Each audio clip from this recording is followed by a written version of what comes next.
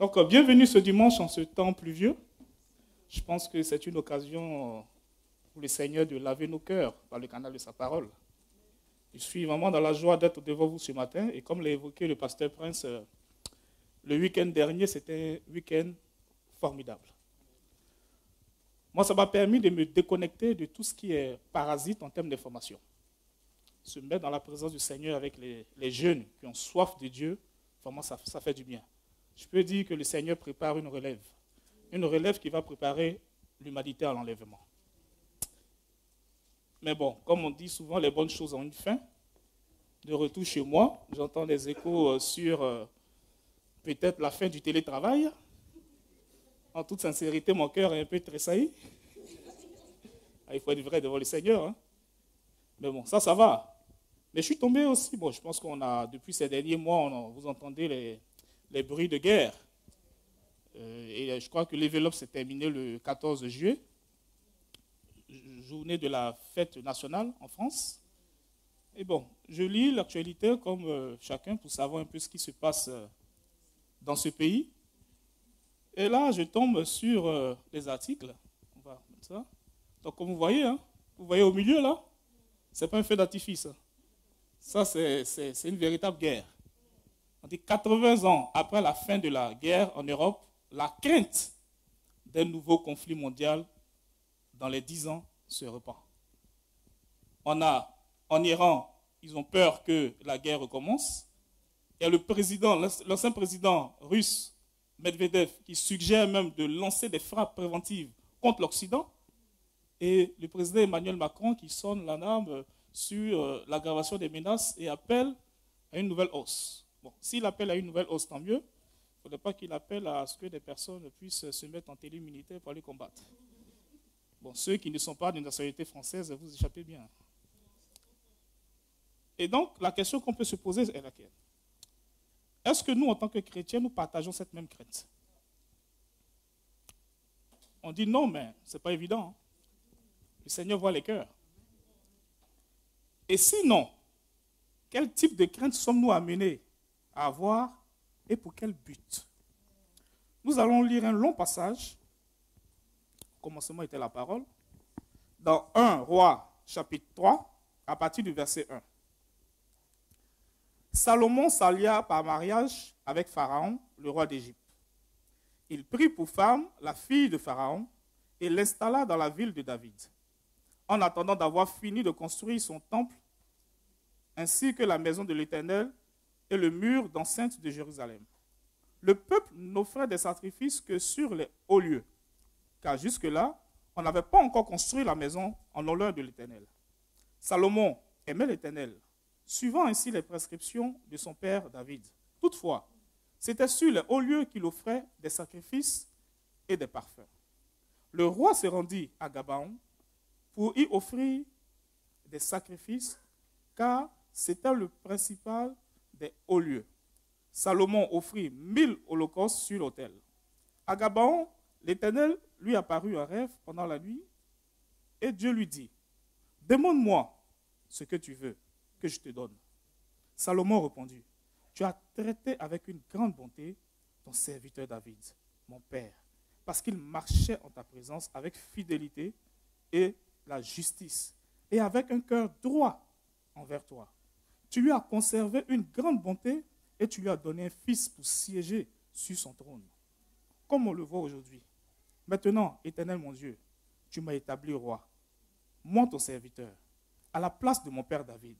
Oh, je ne suis qu'un jeune homme, je n'ai pas d'expérience. Ton serviteur se trouve au milieu de ton peuple, celui que tu as choisi. Et c'est un peuple immense, si nombreux qu'il ne peut être ni compté ni recensé. Accorde donc à ton serviteur un cœur apte à écouter, pour juger ton peuple, pour distinguer le bien du mal. En effet, qui serait capable de juger ton peuple, ce peuple si important? Cette demande de Salomon plut au Seigneur. Et Dieu lui dit, puisque c'est cela que tu demandes, puisque tu ne réclames pour toi ni une longue vie, ni les richesses, ni la mort de tes ennemis, mais tu demandes de l'intelligence pour exercer la justice, je vais agir conformément à ta parole. Je vais te donner un cœur si sage et si intelligent qu'il y aura eu avant toi et qu'on ne verra jamais personne de pareil à toi. Je te donnerai en outre ce que tu n'as pas demandé, des richesses, de la gloire, en si grande quantité. Il y en aura pendant toute ta vie aucun roi qui soit ton égal. Et si tu marches dans mes voies, en respectant mes prescriptions et mes commandements, comme l'a fait ton père David, je te donnerai une longue vie. Salomon se réveilla et voilà quel avait été son rêve. Il revint à Jérusalem, se présenta devant l'arche de l'alliance du Seigneur, il offrit des holocaustes et des sacrifices de communion, il fit un festin pour tous ses serviteurs. Salomon, je vous ai dit c'est long, mais c'est bien. C'est alors que 2 femmes prostituées vinrent chez le roi et se présentèrent devant lui. L'une des femmes dit, « Pardon, mon Seigneur, cette femme et moi, nous habitons dans la même maison. Et j'ai accouché près d'elle dans la maison. 3 jours après, cette femme a accouché. Nous habitons ensemble, il n'y a aucun étranger avec nous dans la maison. Il n'y a que nous deux. Le fils de cette femme est mort pendant la nuit, pendant qu'elle s'était couchée sur lui. Elle s'est levée au milieu de la nuit, elle a pris mon enfant qui était à côté de moi, pendant que moi, ta servante, je dormais, et elle a couché contre elle. Quand à son fils, il était mort, elle a couché contre moi. Ce matin, je me suis levé pour allaiter mon fils, et voici qu'il était mort. Je l'ai regardé attentivement, le matin est venu, et ce n'était pas mon fils, celui que j'ai mis au monde. L'autre femme dit, c'est faux, c'est mon fils qui est vivant, et ton fils est mort. Mais la première répliqua, absolument pas, c'est ton fils qui est mort, et mon fils qui est vivant. C'est ainsi qu'elles discutaient devant le roi. Le roi constata, l'une dit, c'est mon fils qui est vivant, et ton fils qui est mort, et l'autre dit, absolument pas, c'est ton fils qui est mort, et mon fils qui est vivant. Puis il ordonna, apportons-moi une épée. En apportant une épée devant le roi dit alors, coupez en 2 l'enfant qui est en vie et donnez la moitié à chacune. Alors la femme dont le fils était vivant fut remplie de compassion pour son fils et elle dit au roi, ah mon Seigneur, donne-lui l'enfant qui est en vie. Ne le faites pas mourir. Mais l'autre répliqua, il ne sera ni à moi ni à toi, coupez-le. Prenant la parole, le roi dit alors, donnez l'enfant qui est en vie à la première femme. Ne le faites pas mourir. C'est elle qui est sa mère. Tout Israël a pris le jugement que le roi avait prononcé et l'on éprouva de la crainte envers lui. En effet, on avait constaté qu'il bénéficiait de la sagesse de Dieu pour exercer la justice. Amen. Pour rappeler un peu le contexte, dans le chapitre précédent, le roi David, sentant sa mort prochaine, fait venir son fils pour lui donner les dernières paroles de sagesse. Parce qu'il sait que la vie, en tant que roi, n'est pas facile. Vous savez, le roi David a connu des vêtements et pas mûrs. Hein. Il a été en exil, il a subi le coup d'état de la part de son fils, il était dans les grottes et tout ça. Il a vraiment vécu ce qu'on appelle la galère en tant que roi.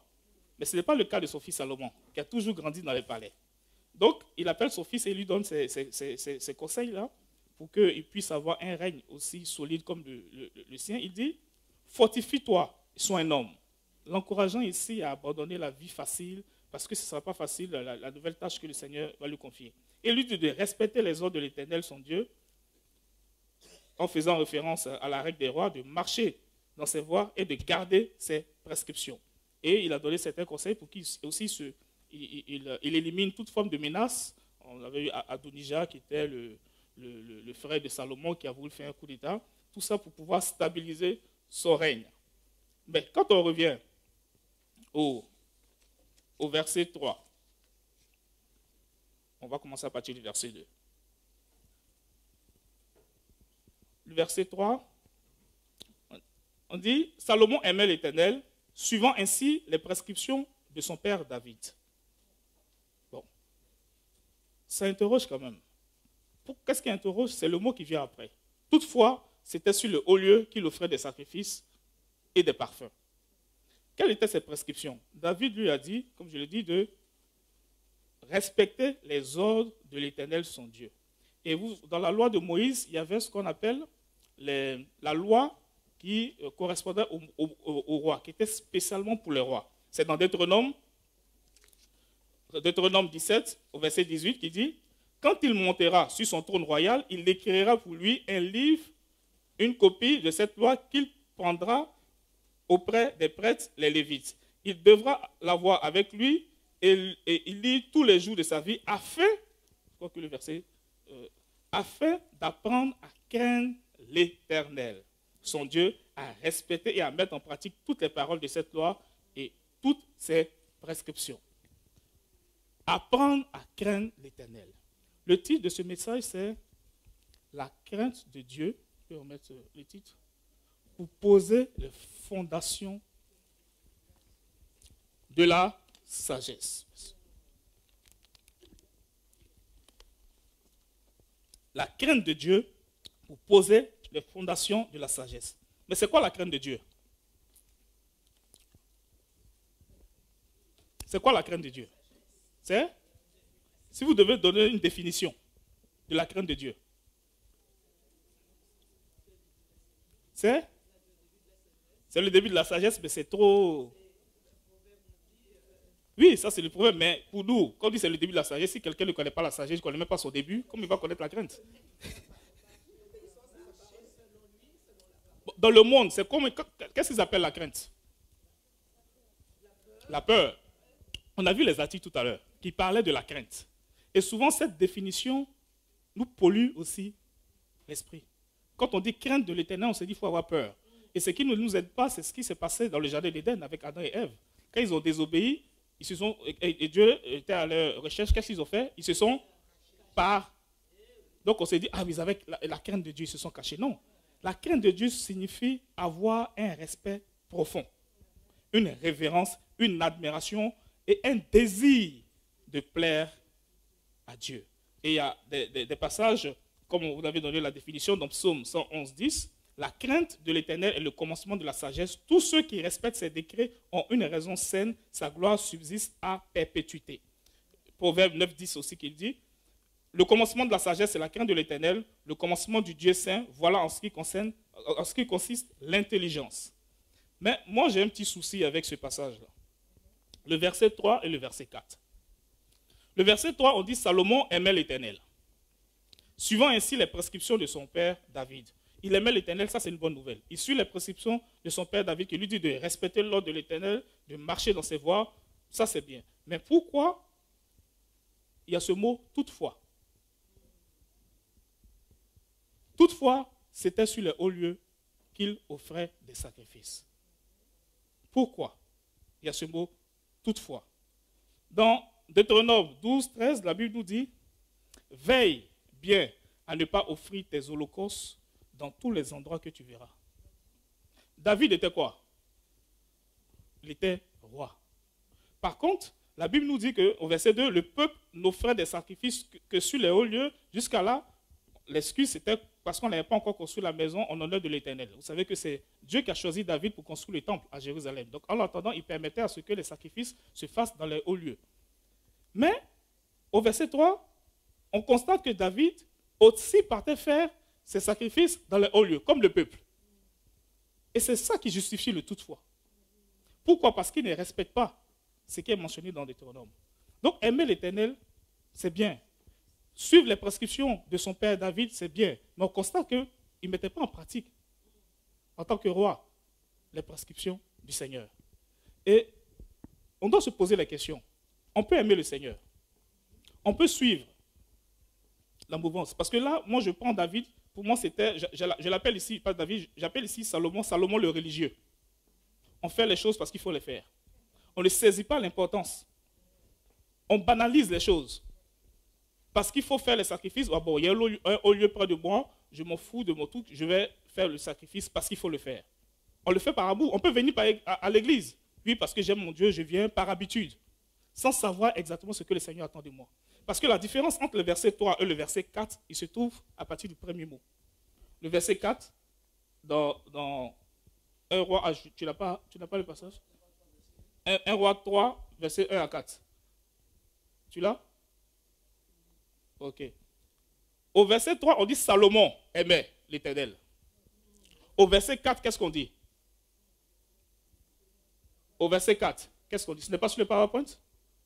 Ok. 2. Donc au verset 3, on dit Salomon aimait l'Éternel, suivant ainsi les prescriptions de son père. Celui qui a la version seconde verra que dans sa Bible, c'est marqué un jour, le roi. Quelle est la différence entre le titre Salomon et le titre le roi? Le statut. On dit un jour, le roi. Donc Salomon, au verset 3, il se comportait comme un religieux. Il n'avait pas conscience de qui il était. Il faisait les choses comme s'il était une personne quelconque. Mais au verset 4, parce qu'il partait où? Dans les hauts lieux. À l'époque, il y avait beaucoup de hauts lieux. Je vais les citer tout à l'heure. Mais là, on dit un jour, le roi se rendit à Gabaon pour y offrir le sacrifice, car c'était le principal des hauts lieux. Je me dis, ah, Seigneur, qu'est-ce qui s'est passé entre le verset 3 et le verset 4? Celui qui négligeait les sacrifices en partant n'importe où, et celui qui a pris conscience qu'il devait aller sur les hauts lieux. C'est quoi? Qu'est-ce qui a fait la différence par rapport à ça, à votre avis? Moi, j'ai une petite avis, mais je ne dirais pas que ce n'est pas marqué dans la Bible. Parce que quand on est religieux, qui était là à Level Up? Il y a des jeunes ici. Au verset 3, c'est quel profil?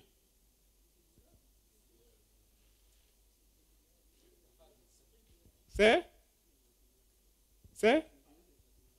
Moi, je pense plutôt à follower. C'est celui qui suit, pour suivre. Mais au verset 4, il prend conscience de quelque chose.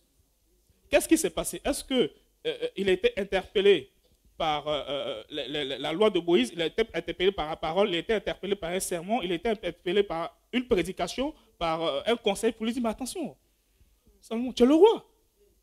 Fais attention à ce que les Écritures disent. Tu ne vas pas aller faire tes sacrifices n'importe où. Ce n'est pas ça. Considérer Dieu. Ce n'est pas ça. Vénérer Dieu. Ce n'est pas ça, avoir de la révérence vis-à-vis de Dieu. Il dit, ah ouais, ah oui, j'aime Dieu, mais pourquoi je me confonds? Non. Tu ne dois pas faire partie de la foule. Tu es consacré. Et là où tu dois adorer, ce n'est pas n'importe où. Et comme on dit, la définition de la crainte, c'est avoir un respect profond. Quand un roi a été choisi par Dieu, le roi doit avoir un respect profond vis-à-vis de Dieu. Pas par peur, mais par amour. Et nous avons cette part de royauté en nous. Lorsqu'on fait quelque chose, lorsque le Seigneur nous demande de faire quelque chose, ne faisons pas les choses à la légère. Disons, oh non, moi j'ai l'habitude de venir à l'église le dimanche, mais à la maison, je ne prends pas le temps avec le Seigneur. Et c'est ça souvent qui nous crée des soucis qu'on verra plus tard. Mais c'est la différence entre Salomon, le religieux, et Salomon, on va dire, le roi. Donc le verset 4, il y a comme un déclic spirituel chez Salomon. Donc il n'est plus Salomon, il est cette fois-ci le roi. Donc il y a une prise de conscience. Et comme je l'ai dit, il y avait beaucoup de hauts lieux. Ils avaient Nob où David a mangé le pain consacré. Il y a Bethel, là où Jacob a vu une vision. Il y a Beersheba, etc. Et qu'est-ce qu'on doit comprendre, nous? Avoir la crainte de Dieu, et ça, c'est que ça doit nous encourager. Avoir la crainte de Dieu, c'est un processus. David, aujourd'hui, dans le verset 4, il était dans l'ignorance où, bon, il n'avait pas forcément la connaissance, donc il avait tendance à négliger. Mais lorsque tu te mets en contact avec la parole de Dieu, qui fait partie moi, ce sont les principes de base de la sagesse. Quand Dieu veut te révéler d'abord sa sagesse, il y a les principes de base, la notice qui est là. Tu connais la base. Donc là, il commence à réfléchir, il commence à méditer. Il commence à avoir l'intelligence renouvelée. Il se dit, ah oui, mais attends, j'aime le Seigneur, mais ce que je suis en train de faire, ce n'est pas ce que le Seigneur attend de moi. Et il y a une nouvelle identité et prend conscience de sa véritable identité en Christ. Et c'est le cas pour nous. Est-ce qu'on se considère comme juste des croyants ou des chrétiens, comme ça, voilà, juste pour le nom, ou des véritables disciples qui sont sensibles à ce que Dieu a attendu? C'est la question que nous devons se poser ce matin. Et lorsque, au verset 3, il apporte les sacrifices. Moi, sincèrement, quand je vois le sacrifice, je me dis, c'est quand même du lourd. Hein?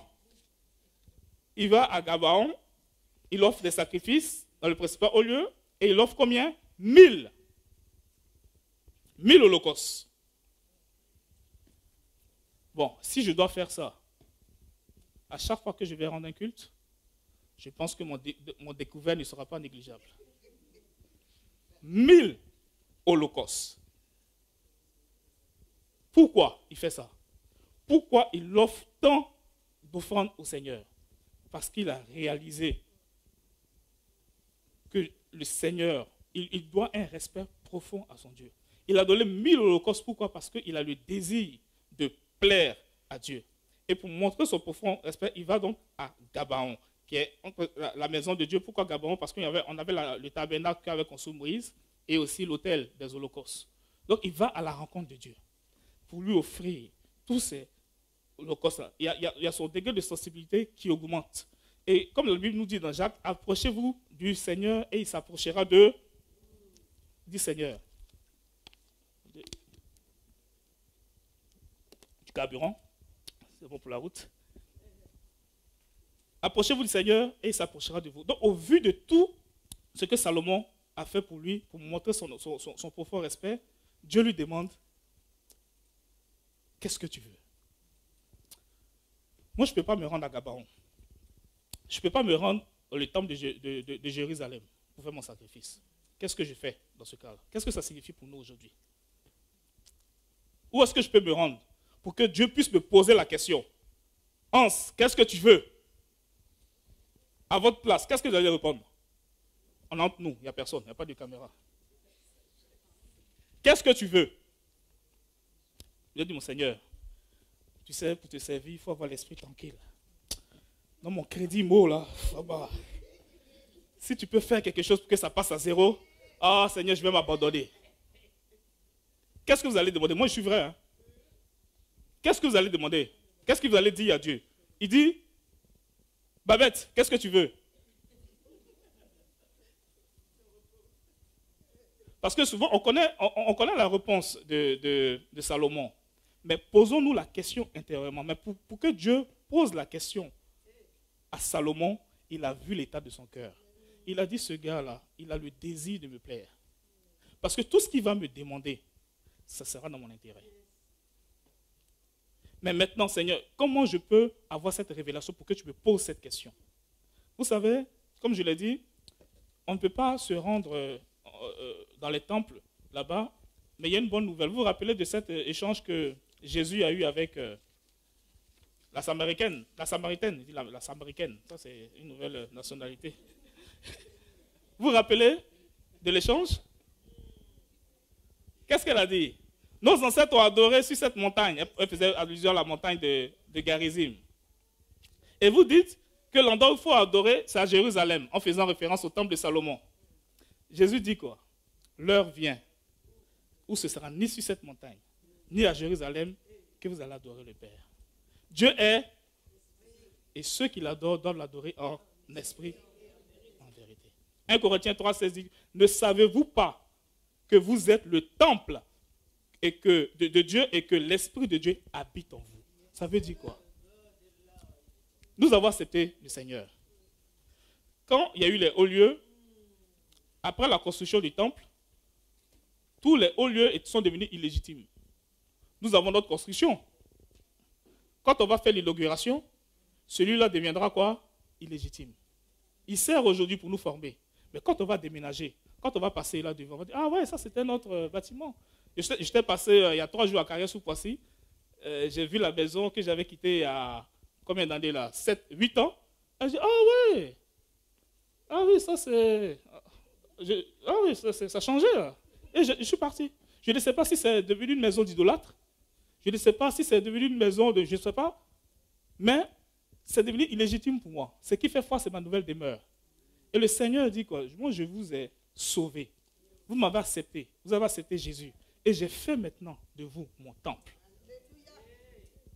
Donc là, si on doit chercher à voir le Seigneur, si on doit chercher à rencontrer Dieu, on va où? D'abord nous-mêmes. Si on cherche à voir ce que Salomon cherchait, on doit aller où? On doit aller où? Vous n'êtes pas convaincu, hein? Pourquoi? Dans Colossiens 2,4, et ça c'est une bonne nouvelle ce matin. Colossiens 2,4 dit, je combats ainsi afin que, unis dans l'amour, ils soient encouragés dans leur cœur et qu'ils soient enrichis d'une pleine intelligence pour connaître le mystère de Dieu, aussi bien du Père que du Fils, que de Christ. C'est en lui que sont cachés tous les trésors de la sagesse et de la connaissance. Vous savez, en nous, là, on a toute la banque de données de la sagesse et de la connaissance. En nous. On dit, Seigneur, on prie à Seigneur, Seigneur, donne-moi la sagesse pour éduquer mes enfants. Donne-moi la sagesse par rapport à tel problème. Donne-moi la sagesse par rapport à ça. Mais le problème, c'est qu'on ne veut pas payer le prix. Salomon, il est allé à la rencontre de Dieu. Il a offert 1000 holocaustes. Comme on dit, on n'a pas les moyens d'offrir 1000 holocaustes. Mais qu'est-ce que Dieu attend de nous? De nous offrir. Offrir notre corps comme un sacrifice vivant. Est-ce qu'on a décidé? Parce que moi, je pense que ce que Salomon allait faire à Gabaon, c'était sa retraite spirituelle. Puisqu'on dit un jour, donc, et après ça, on a dit le lendemain, il s'est réveillé. Donc, il a même dormi là-bas. On ne cherche pas la présence de Dieu. Et on veut que le Seigneur puisse nous donner la sagesse. On pense que, même si on a vu qu'avec Josué, Moïse lui a imposé les mains, il a reçu l'esprit de sagesse. Oui, tu as reçu l'esprit de sagesse en toi. Mais qu'est-ce qu'il faut pour enclencher le mécanisme? Qu'est-ce qu'il faut pour pouvoir te saisir de cet esprit de sagesse? Donc, si on a du mal à se saisir de ce que Dieu a mis en nous, il faut se poser la question sur notre relation avec le Seigneur. Est-ce que tout ce que j'essaie de faire, c'est dans le but de chercher à plaire à Dieu, ou dans mes temps de prière, j'impose à Dieu ma propre sagesse? Parce que souvent, qu'est-ce qu'on fait? Bon, je me rappelle, le Seigneur m'avait interpellé là-dessus. Dans un temps de prière, je viens. Seigneur, Seigneur, oui, voilà, oui, Seigneur pour ma femme, Seigneur pour votre truc, Seigneur pour votre truc, Seigneur pour votre truc, Seigneur pour votre truc. Quand je finis, Amen. Il dit, bon, ok, mon fils, je suis déjà parti. Pourquoi? Parce que je viens avec une liste de courses. Salomon, il est venu offrir quelque chose à Dieu. Il n'a pas demandé quoi que ce soit à Dieu. Mais Dieu a vu le sacrifice qu'il a fait. Il a dit, non, ce que tu fais là, ça touche mon cœur. Parce qu'il y a eu un processus de changement. Il y a eu une transformation de l'intelligence en toi. Et ce que tu fais là, tu t'inscris maintenant dans ma pensée. Parce que dans l'acte de Salomon, Jésus a vu une repentance sincère. Il a vu de l'amour. Il a vu un désir profond de le respecter. Quand on parle de repentance, ce n'est pas simplement demander pardon. Quelqu'un t'offense, la personne te demande pardon. Ok. Mais qu'est-ce que Jésus attend de ceux qui offensent? C'est qu'ils changent d'attitude. Le Salomon du verset 3 et le Salomon du verset 4, ce n'est plus le même. Il y a l'attitude qui a changé. Quelqu'un te demande pardon et tu vois que la personne refait la même chose. Ce n'est pas une repentance. Et donc quand on parle de repentance, quand on va devant le Seigneur, Seigneur, pardon. Il dit oui, je te pardonne. Seigneur, pardon parce que je n'arrive pas à méditer. Je ne prends pas le temps de la méditation, je ne prends pas le temps de la prière. Seigneur, je peux prendre du temps de connexion avec toi. Chaque matin, on demande pardon, mais il n'y a aucun changement. On se moque de qui? Oui, Seigneur, oui, je vais faire 10 heures dans ta présence. Et regarde ton cœur et dit, mais toi, tu fais un concours de performance. Le cœur n'y est pas. Pourtant, quelqu'un qui prend 1 heure de qualité, qui cherche seulement à donner. Seigneur, qu'est-ce qui peut te faire plaisir? Moi, ma femme qui est là, je cherche à tout faire pour lui faire plaisir. Amen. Je vais boire de l'eau. Amen, non? Ah. Si tu ne dis pas Amen, je vais repartir avec la clé de ta voiture. Donc, c'est considérer Dieu quand on prend ce temps de qualité avec lui. Maintenant, nous savons que la banque de données de la sagesse est en nous. Et au verset 6, si je ne me trompe pas, quand Dieu lui pose la question, demande-moi ce que tu veux. C'est parce que, moi, sincèrement, s'il faut avoir une dimension du cœur pour avoir cette réponse que Salomon a eue. Il dit, au verset 9, pour ne pas être trop long, accorde donc à ton serviteur un cœur apte à écouter pour juger ton peuple. Distinguer le bien et le mal, en effet, qui sera capable de juger ton peuple? Et au verset 10, cette réponse de Salomon plut au Seigneur. La sagesse, c'est quoi? C'est seulement j'ai cherché dans la Bible, à part au commencement, la crainte de l'Éternel au commencement de la sagesse. Avec ma femme, je lui ai demandé son renfort pour chercher une définition même de la sagesse selon le cœur de Dieu, c'était difficile. J'ai cherché même des livres. Il y a très peu de livres qui parlent de la sagesse de Dieu. Parce que c'est un mystère.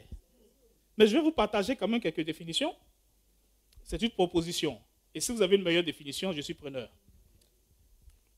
Donc la sagesse, comme c'est marqué ici, c'est faire quelque chose qui est approprié par rapport à la situation. La sagesse, les principes de base de la sagesse de Dieu sont dans les Écritures. La sagesse est la capacité donnée par Dieu de comprendre la vie selon sa perspective et d'agir en conséquence avec la justice, crainte de Dieu et amour. Dernière définition, la sagesse est un concept profond qui implique la crainte de Dieu, la connaissance, la compréhension, l'intelligence, le discernement et la vie selon les principes divins. C'est un package. Tout est réuni là-dedans. Donc quand on a accès à ça, quelle que soit la situation que tu traverses, la solution en toi. Pourquoi? Parce qu'on a le réflexe d'appliquer notre propre sagesse. On a le réflexe de se croire plus sage que Dieu. Romain dit que seul Dieu est sage. Donc si un être humain veut accéder à la sagesse là, qu'il prenne le chemin qui est Jésus. Sinon, tout ce qu'on peut faire, comme manifester comme sagesse, Dieu considérait ça comme folie. Je vais vous donner un exemple. Vous avez fait des cours d'auto-école? Non? Ok. Vous savez, quand nous apprenons les cours d'auto-école, on nous dit position, volant 10-10. Vous vous rappelez de ça? 10h10. Qui est venu en position 10-10 aujourd'hui? Hein? Qui est venu en position 10? C'était les instructions du maître d'auto-école. Pourquoi? Pour notre sécurité. Parce que ce sont des principes de sagesse. Parce que la sagesse de Dieu nous met en sécurité. 10-10. La dernière fois que je conduisais, j'ai vu même un jeune là, il a pris son pied, il l'a mis au niveau de son volant. Quand tu vois ça, on dit, mais c'est de la folie ça. Mais c'est ce que Dieu, comme ça Dieu nous qualifie quand on suit notre propre sagesse. Il dit, cherchez à acquérir la sagesse. Dans Proverbe 4, 5 à 10, il dit, il m'enseignait alors et il me disait, que ton cœur retienne mes paroles, obéis à mes commandements et tu vivras. Acquiert la sagesse, acquiert l'intelligence, n'oublie pas les paroles de ma bouche et ne t'en détourne pas. Ne l'abandonne pas et elle te gardera. Aime-la et elle te protégera. Voici le commencement de la sagesse. Acquiert la sagesse et avec tout ce que tu possèdes, acquiert l'intelligence. Mais là, dans cette version-là, elle était mal traduite. Je me joue un peu les profs. Parce que quand vous allez dans le King James, et excusez mon anglais, c'est Wisdom is the principal thing, favor get wisdom. Je ne parle pas dans ma langue, je parle en anglais. Ça veut dire quoi? Ça veut dire que la sagesse est la chose principale. Ma femme me soutient par ses moqueries. La sagesse est la chose principale. Quand on dit souvent chercher en premier le royaume des cieux et sa justice, et les choses vous seront données. Il dit, si tu cherches d'abord la sagesse, tu as tout eu. La sagesse est la chose principale. Donc, Salomon est conscient de cela. Et parce qu'il est conscient, il s'est dit, Seigneur, tu sais tout. Moi, ce que je demande là, c'est juste que tu me donnes un cœur pour écouter. Vous savez là, ce micro qu'il a mis, c'est Jean-Paul. C'est lui qui le maîtrise. Il me disait comment mettre. Comme je sais qu'il a la sagesse de pouvoir mettre tout ça, je l'écoutais attentivement. Quand on vient dans une assemblée, le Seigneur, quand tu nous parles, il demande à ce qu'on ait une écoute attentive. Parce que souvent, pendant les prédications, tu peux avoir des personnes qui rigolent entre elles, tu peux avoir des personnes qui dorment, tu peux avoir des personnes... Mais ils sont en train de passer à côté de quelque chose que le Seigneur a prévu pour eux. Quand tu vois qu'il sait toutes choses, il connaît ta situation, tu lui poses la question, il dit, bon, moi j'ai à te parler, parce que je parle tantôt d'une autre, tantôt d'une manière, tantôt d'une autre. Mais je cherche des gens qui ont des oreilles pour écouter. Je ne cherche pas des gens qui cherchent seulement à entendre. Entendre et écouter, c'est différent. Entendre, ça rentre dans les émotions. Écouter, ça touche le cœur. Donc, il dit, puisque tu demandes cela, tu réclames cela pour toi et pour... puisque c'est cela que tu demandes, puisque tu ne réclames ni pour toi une longue vie, ni les richesses, ni la mort de tes ennemis, parce que tu demandes de l'intelligence pour exercer la justice. Et j'ai dit, Seigneur, pourquoi tu cites tout ça? Mais le Seigneur entend nos prières. Mets le feu sur mes ennemis. Seigneur, donne-moi longue vie. Seigneur, donne-moi une maison. Donne-moi un travail, Seigneur. Je sais que tu peux toutes choses. Ce sont des prières intéressées. Il dit, mais toi, Salomon, tu me demandes un cœur apte à écouter et à juger ton peuple. Oh, comment ça va pas toucher mon cœur? Regarde tous les sujets de prière, là, souvent je regarde, je dis, ce sont des personnes intéressées. Imaginez, si quelqu'un vient vous voir, il vous pose une question et vous voyez un cœur intéressé, quelle réaction vous aurez vis-à-vis de cette personne? C'est pour ça que le Seigneur nous fait la grâce de ne pas regarder les cœurs. Ah, je pense que la guerre mondiale même qu'ils annoncent là, même, c'est rien par rapport à ce qui va déclencher. Mais est-ce qu'on a ce réflexe-là quand on va dans la prière? On a ce réflexe-là de mourir en nous-mêmes, mourir à nos propres désirs. J'appelle ça le hashtag 1000 holocaustes. Si vous avez 1000 holocaustes, ça veut dire que je dois mourir en moi-même. Parce qu'il faut saigner hein, quand même pour payer 1000 holocaustes.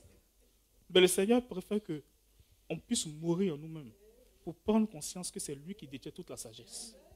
Parce que ce que son père a traversé là, vu qu'il a peu d'expérience, il s'est dit, Seigneur, si ce n'est pas toi, qui va m'aider à contenir ce peuple?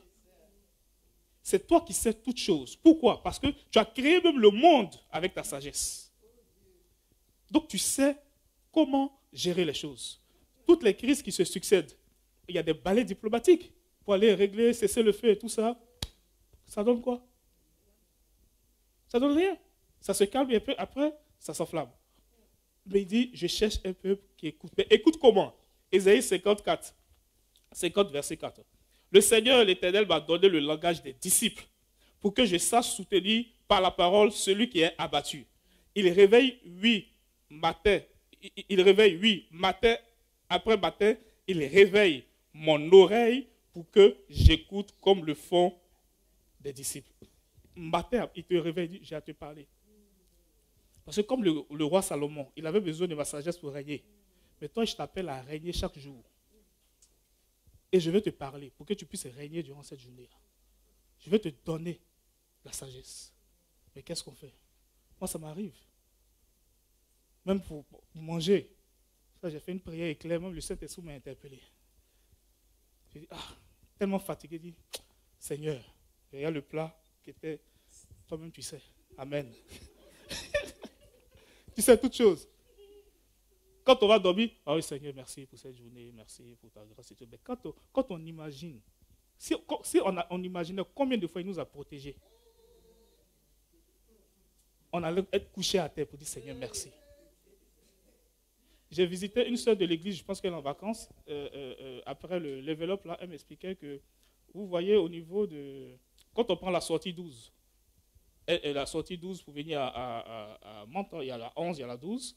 Il y a une voie, il y a 3 voies. Il y a la voie qui part à droite et puis une autre voie qui part à gauche.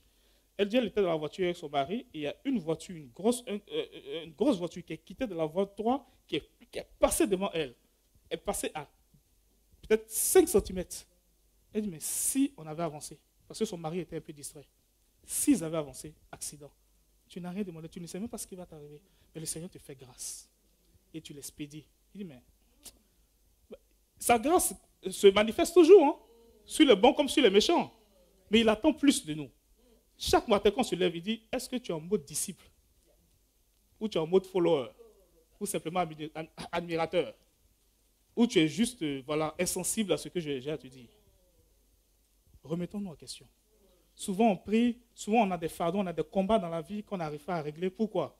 Ce n'est pas parce que Dieu ne peut pas changer notre situation. Mais Dieu ne s'intéresse pas à notre situation, il s'intéresse à nous.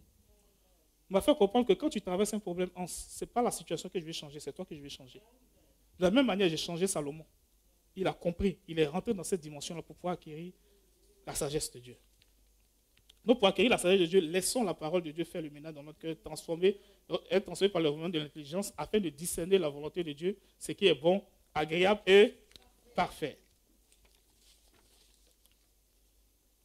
Maintenant, Salomon a reçu la validation du Seigneur. Dieu a dit, je vais obéir à ce que, selon ta parole, je vais faire ce que tu as demandé dans ta prière, il n'y a pas de souci. Il était content. Il a préparé avec ses administrés et tout ça, dans la joie. Ça n'a pas duré, voici un problème qui arrive. Deux prostituées se disputent, un enfant.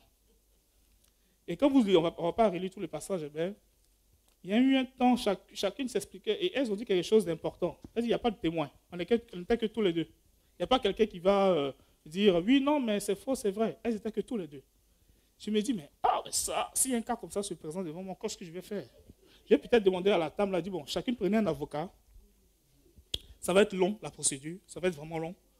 Mais prenez courage. Voilà. Ou attendez, l'enfant va grandir, on va voir à qui il ressemble. On va le placer dans un foyer, là, le temps qu'on puisse voir clair dans cette histoire. Mais non, Salomon, qu'est-ce qu'il a fait? Il n'a pas parlé. Il écoutait. Il écoutait. Vous savez, un cœur qui écoute entend quelque chose que les autres n'entendent pas. Elle parlait, dit, Seigneur, c'est quoi cette affaire, Seigneur? Il dit, mais mon fils, tu m'as demandé quoi? Un cœur qui écoute, je vais te parler. Les autres disent, mais c'est pas normal, mais non, c'est sa fille, non, mais c'est son fils. Mais les gens ne savaient pas quoi faire. Il écoute, et puis, POM! Le Seigneur parle. Il dit, bon, apportez-moi une épée. Ils apportent l'épée. On dit, mais qu'est-ce qu'il va faire? Couper l'enfant en deux. Il dit, non, mais Seigneur. Donc la femme, pour qui c'était son enfant, dit, elle est fille remplie de compassion. Pour Sophie, elle dit, non, je préfère qu'il soit vivant. Qu'est-ce qui l'a amené à faire ça, à prendre cette décision? Hein? Non, vous allez trop loin. Hein? C'est l'amour. C'est l'amour. On veut couper ton enfant. Il n'y a pas besoin de l'esprit de Dieu pour dire, non, laisse mon enfant tranquille. Mais il y a des femmes aussi qui coupent-le comme ça. Mais quel trop de découvertes cette enfant. Mais il dit, coupez-le en deux. Elle dit, non. Pourquoi? Mais qu'est-ce qu'il a reçu? Dieu lui a dit, je n'étais pas là, hein. C'est ce que je pense. Il dit, l'amour ne tue pas, mais se sacrifie pour l'autre. Il dit, d'accord Seigneur. Bon, on va voir qui aime vraiment les deux. Bon, coupons l'enfant. Automatiquement, il n'y a pas eu de procès. L'affaire est réglée tout de suite. Je vais vous raconter un témoignage. J'étais chez un client et ma mission allait se terminer. J'avais négocié, parce que quand tu es chez un client, tu peux négocier un préavis d'un mois. Les autres partaient au bout d'un mois. Ma société pouvait me garder jusqu'à 3 mois et le client, il avait juste 1 mois. Mais le client a dit non, tu ne bouges pas.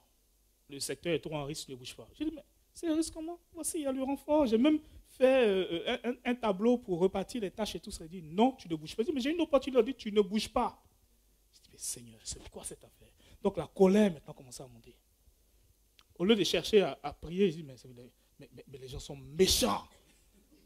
Les gens sont méchants. Mais ça vaut quoi? Ça veut rester 2 semaines, 3 semaines de plus. Non, tant qu'on n'a pas trouvé ton remplaçant, tu ne bouges pas. J'ai dit, Seigneur, j'étais avec ma femme, il dit, ça c'est une situation compliquée. Elle dit, mais on priait, dit, attends, les gens, ils énervent trop les gens. Le Seigneur dit, mon fils, ce que tu vas faire, c'est pas facile, hein? C'est-à-dire, il faut mourir en soi-même. Il dit, non seulement, si tu ne te laisses pas partir, c'est pas grave, reste. Mais non seulement tu vas rester, et tu vas faire un pot de départ. Et non seulement quand tu vas faire un pot de départ, tu as combien de collègues? 14. Tu vas donner un cadeau à chacun de tes collègues. Ah, Seigneur, c'est celui qui fait le pot de départ qui reçoit le cadeau. Il dit non. Toi, quand tu vas partir, tu fais ton pot de départ, tes croissants, tu fais le pot avec du jus, n'oublie pas le jus. Et tu vas donner un cadeau à chacun. Ma femme était en Côte d'Ivoire. J'ai dit, bon, prends les tenues, les habits traditionnels, là, je ne sais pas comment on appelle ça. Envoie 14. Elle me dit, mais pourquoi tu achètes beaucoup? Je dis, envoie 14. On me chauffe ici, toi aussi tu veux me chauffer. Envoie 14. Elle envoie, je fais le pot, le croissant. Normal, hein? Mais ils étaient un peu gênés parce que, surtout mon chef, il était sur son poste, il ne voulait même pas venir parce qu'il culpabilisait. Et au fil du pot, il dit, bon, je n'ai pas encore fini, je vais prendre un sac là. je donne un cadeau à chacun. Et là, il y a deux de mes collègues qui viennent et disent non, mais tu leur as mis la honte.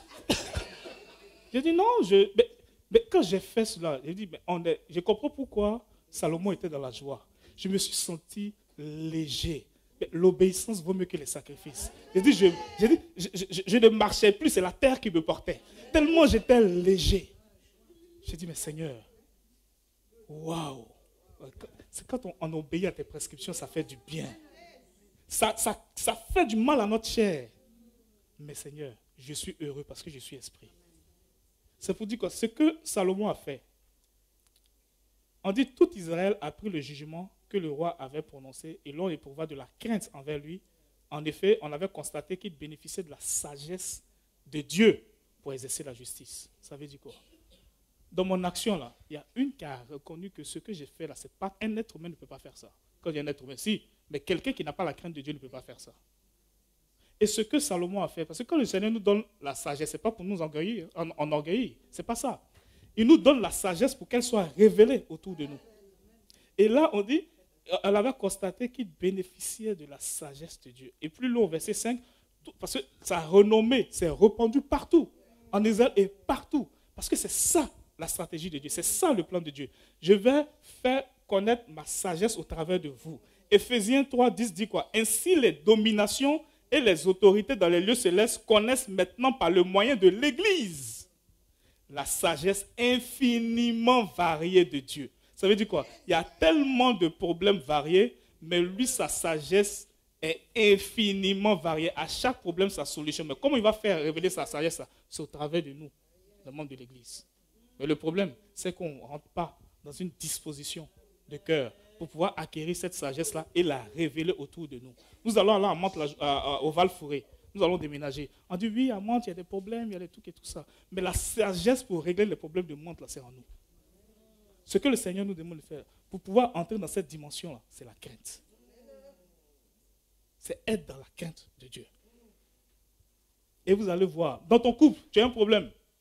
Tu n'arrives pas, vous ne vous entendez pas. Chacun essaie de se jouer à la Adam et Ève. Non, c'est la femme que tu as vue près de moi et tout ça. Non. Revenons au principe de base. Demandons en toute humilité, Seigneur, je meurs en moi-même. Quand il dit de pardonner à ceux qui t'ont faussé et tout ça, mais c'est pour t'amener à mourir en toi-même. C'est par rapport à ton cœur. Parce que l'état de ton cœur, comme il est saint et il habite en toi, mais il ne peut pas te donner ce que tu veux parce que tu ne vas pas le gérer selon sa sagesse. Parce que tu seras parasité par tes combats intérieurs. Tu seras parasité par ta manière de voir les choses. Tu seras parasité par tes frustrations. Tu seras parasité par tes rancunes. Tu seras parasité par ton mépris vis-à-vis des autres. Et lui, il n'excelle pas là-dedans. Il nettoie d'abord le cœur. C'est pour ça qu'il est bien de prendre ce temps-là. Seigneur, je désire te faire plaisir. C'est bien de le dire du bout des lèvres. Mais pour le pratiquer, c'est autre chose. Personne ne peut m'imposer les mains pour que je puisse manifester la sagesse de Dieu. Non.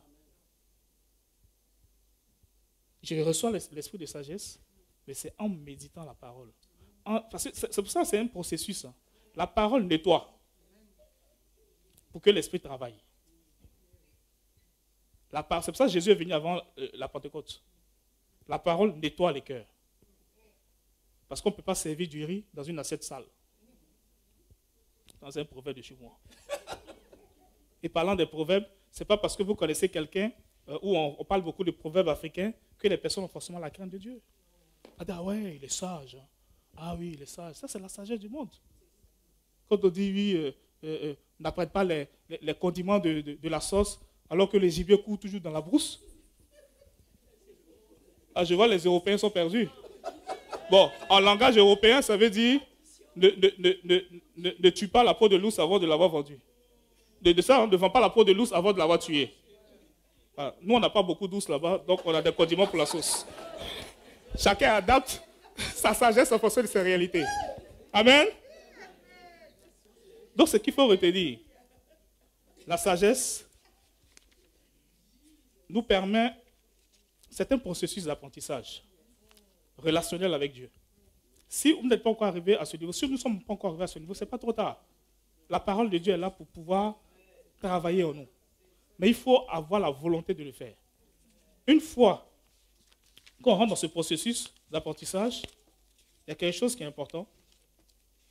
Quand tu as un cœur bien disposé, quand tu as un cœur qui est agréable à Dieu, tu attires la présence de Dieu. Et quand tu attires la présence de Dieu, parce que tu as le cœur bien disposé à faire quoi? Pas ta volonté, mais sa volonté. Il te demande ce que tu veux. Mais il espère au plus profond de lui-même que tu vas saisir la sagesse qui est la chose principale pour pouvoir agir et la révéler autour de toi. Parce que c'est au travers de cette sagesse-là que beaucoup de personnes seront interpellées pour savoir, mais d'où tires-tu cela? Et tu pourras témoigner du nom du Seigneur. Jésus, c'est ce qu'il a fait. On voyait la sagesse partout. Tout le monde ne l'a pas accepté, mais c'est ce qui s'est manifesté. Donc, tous les problèmes dans le monde, il y a une solution. Là où le Seigneur t'a positionné, il y a des problèmes, mais tu as la solution. Maintenant, ce que le Seigneur attend de toi, ne prie pas pour que la solution se règle. Prie pour qu'il te transforme, afin que tu sois un canal par lequel il passe pour régler ce problème-là. Donc, pour cela, nous devons persévérer. Nous avons les vacances qui sont là. C'est vrai qu'on veut aller à la plage, on veut passer du bon temps. Le Seigneur n'est pas en congé. On a parlé du repos. On a chanté sur le repos. Mais le repos, le véritable repos, il est en Christ.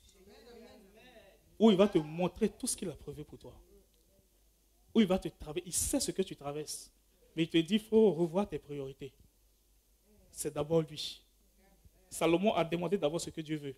Et même il a eu même au-delà même ce qu'il pouvait imaginer ou penser. Dieu, c'est un Dieu de parole. Je vais demander à l'équipe de l'Orange, Céline, Madame Souba, est venue pour nous conduire dans ce temps. Et si tu veux, tu as du mal, tu ne sais pas comment entrer dans ce processus d'apprentissage, tu ne sais pas comment entrer dans ce processus de transformation, il y a quelque chose qui te bloque. La Bible nous dit que nous formons un corps. La Bible dit que nous formons un corps. Ce que tu traînes depuis longtemps, les problèmes que tu traînes depuis longtemps, le Seigneur veut te révéler la solution. Mais pas comme tu la conçois. Il faut accepter cela. Il y a des choses qui se passent dans ta vie, ne cherche pas à accuser forcément l'autre. Le problème, c'est d'abord toi. Donc, je vais laisser. Je n'ai pas à cœur de faire un appel. Non. Vraiment, j'ai à cœur de laisser chaque personne méditer sur ce que le Seigneur a sémé dans son cœur. Il vous connaît. Il connaît vos blocages. Il ne vous rejette pas. Et il vous dit surtout, n'ayez pas peur de lui. Ce n'est pas la crainte selon le cœur de Dieu. Quand on a la crainte de Dieu, bien au contraire, on vient vers lui. Avec un cœur bien disposé. Donc, on va laisser l'équipe de Cindy nous accompagner. Que le Seigneur vous bénisse.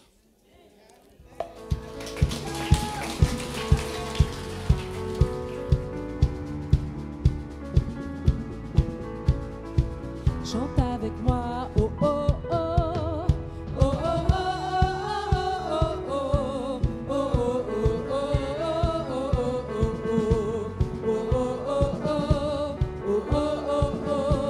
oh oh oh, l'Éternel est mon berger, de rien je ne manquerai. Oh mon âme, chante mon âme, pas à pas.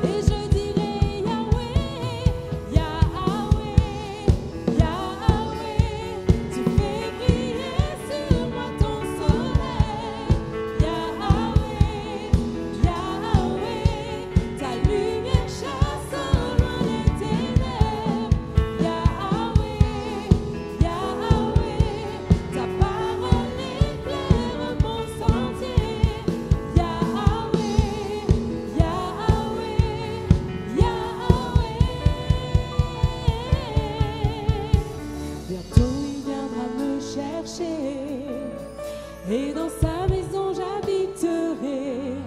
Oh mon âme, chante mon âme, sans cesse jusqu'à son retour. Mon âme chante son amour tous les jours,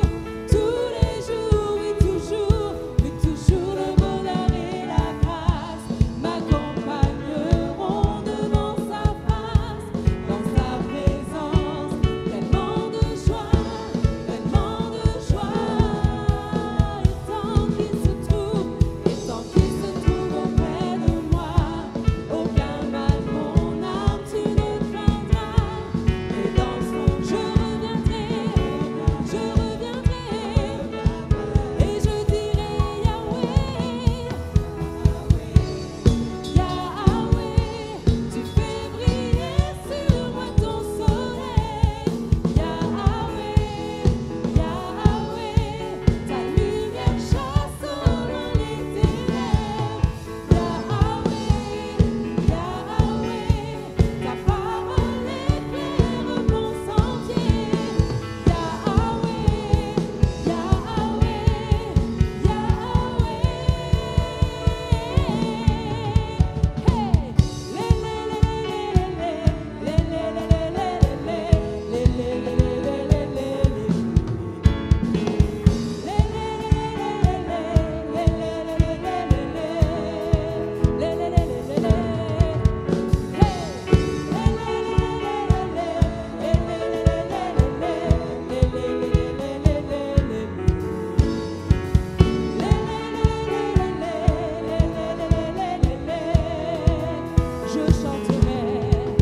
je chanterai de tout cœur les merveilles de mon papa Yahweh. Il m'a ôté des ténèbres, il m'a délivré de tout. Je chanterai de tout cœur les merveilles de mon papa Yahweh. Il m'a ôté des ténèbres, il m'a délivré de tout. Car mon papa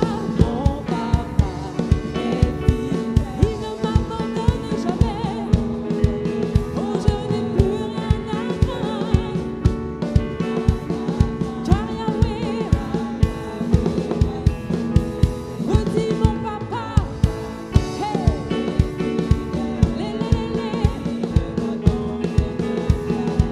tout va. Car Yahweh, et je suis dans la joie, une joie immense. Je suis, car Yahweh, je suis, une joie immense. Je suis, car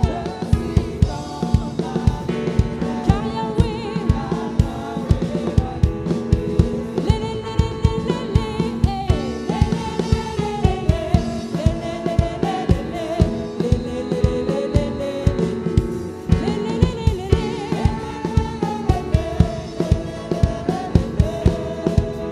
une dernière fois.